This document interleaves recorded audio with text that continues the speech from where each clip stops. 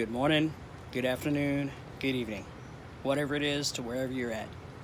91 Cav GT coming at you with a quick cargo trailer update. Got a lot of stuff done as far as wiring. Now, before I start doing anything with the interior, well, first off, I've decided on the interior. I'm going to use cedar planks. The cedar planks, I think, are going to give it a nice rustic look while having that nice cedar smell. And cedar is also naturally water resistant. So, seems like a no-brainer just to go with cedar. So, wiring.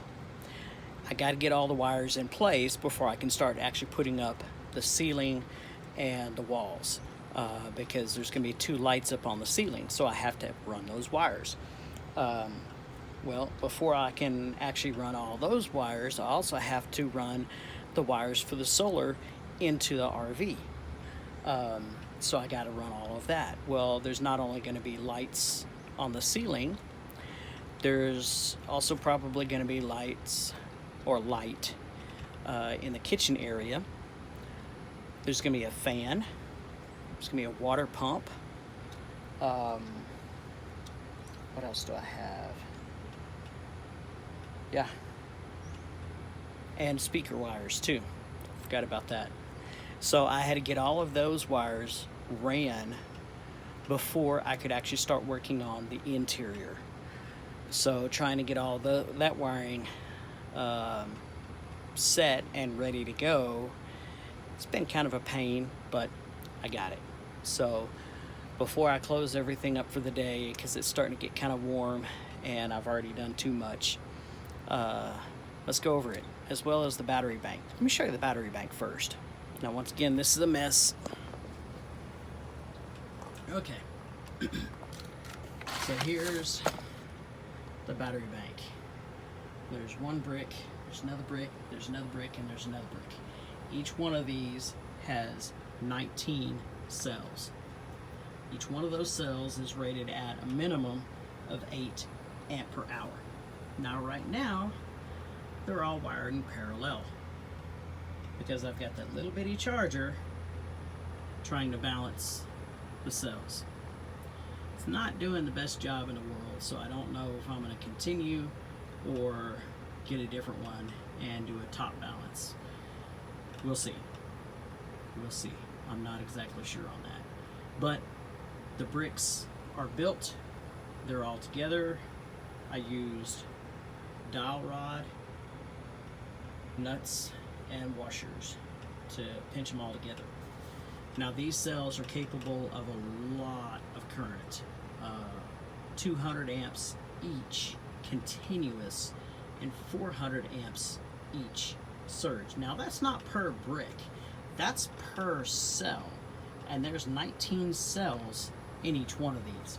So all 4 of these wired in parallel right now, if I could talk straight, if I were to short out the positive and the negative, that would be roughly almost 20,000 amps. That's a lot of current. Now, obviously, I'm not going to be using that much here, which is why I went with the smaller all thread. I might have said dowel rods earlier. I meant all thread. Anyway, that's why I went with the smaller all thread, because this whole thing is going to be fused to probably 100 to 150 amps.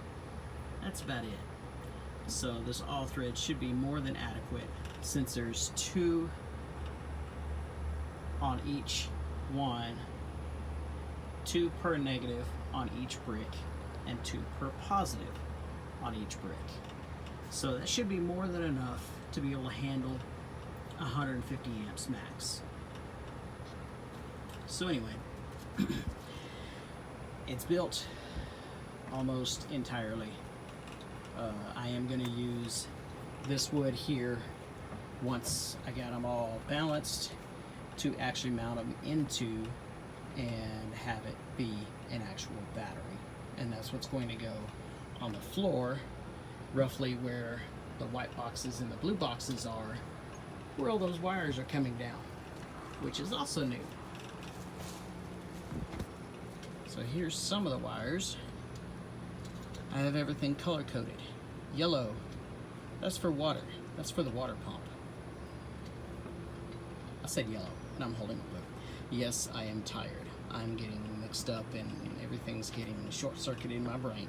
Okay, blue, it's like blue for the ocean, so that's for the water pump. Yellow is like the sun in the sky, so that is for the lights. The white and the black are my grounds, and then the red, that's for the fan. Now there's also, there's two yellows in here. One's for the overhead ceiling light and one's for the kitchen light. And then of course, the water pump and the fan. The fan is gonna go down in this area here. Yeah, fan on the bottom. Well, I've got all kinds of goodies here, including two of these vents. Now, I'm probably going to be modifying the back of these to get them so that they flow more, but one of these vents is going to be up high around this area, and that's going to draw air in, and then there's going to be another vent that's going to be down low, and that's also going to be drawing air in, and it's going to send the air down underneath the trailer and out of the trailer. So instead of having a roof vent fan, this is going to do basically the same thing, but it's going to be down here. Now, the fan that I've got that I'm going to be using is a squirrel cage fan that actually is like two fans in one. So even though there's going to be two separate vents, they're both going to be pulling from different sides of the actual fan. So each one will get a good amount of suction. I won't have to worry about all the air coming in one and nothing coming from the other one. So anyway, it's gonna work. On the other side is where the water pump is gonna be. So the water pump is gonna be over here, and then the water tank is gonna be underneath the bed area, roughly through here. Now I've already got the tank, I've already got the water pump, I've already got the fan, I've already got the radio, the speakers. You can see the two black round holes, or not holes yet, just round circles. That's where the speakers are going to go. I've got a huge box of goodies right there. So you flip this around, and of course it's coming down. I'm going to have to attach this better, but this is just temporary. This is coming in from the solar panel, and there's another one like that on the other side. So let me climb up top here. There's a solar panel. There's where it goes in on the back. And you can see the other white fixture in the front. So I've got 3/4 inch PVC right here, all inside, and you can't really see it, but right inside here, there we go, is another PVC pipe. Now the wires are not going to be rubbing on this metal here. I'm actually going to be trimming this back because the PVC pipe is maybe 1/4 inch in. Actually, I'll probably just scooch it that way just a touch so I don't have to worry about that rubbing, because there is room for it to do so. So this right here, let me come around the other side. Let me show you the top here front first.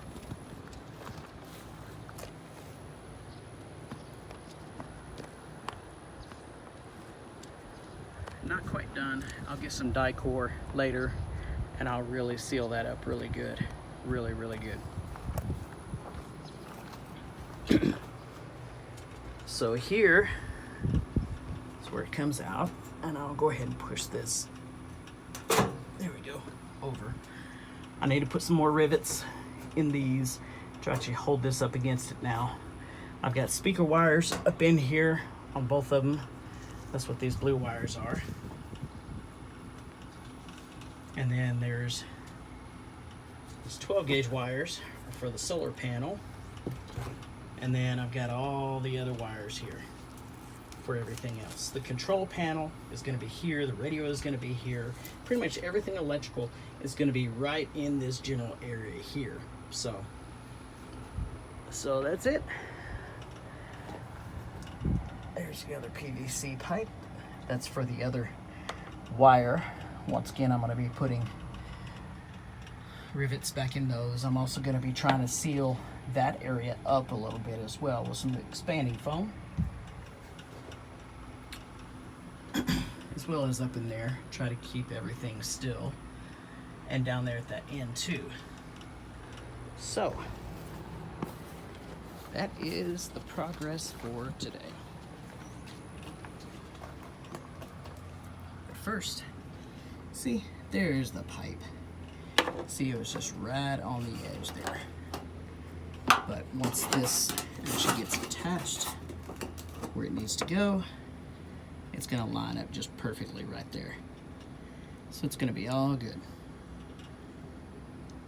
So anyway, making some progress, getting some work done. Still got some work to go. But as I said, I'm tired. I need to go and rest for a while now. My words aren't coming out straight. Anyway, that's about it. Making progress here very soon. I'm going to start putting the cedar planks up and the 1x on the walls. So, going to be making some more progress. Got to finish running the wires first.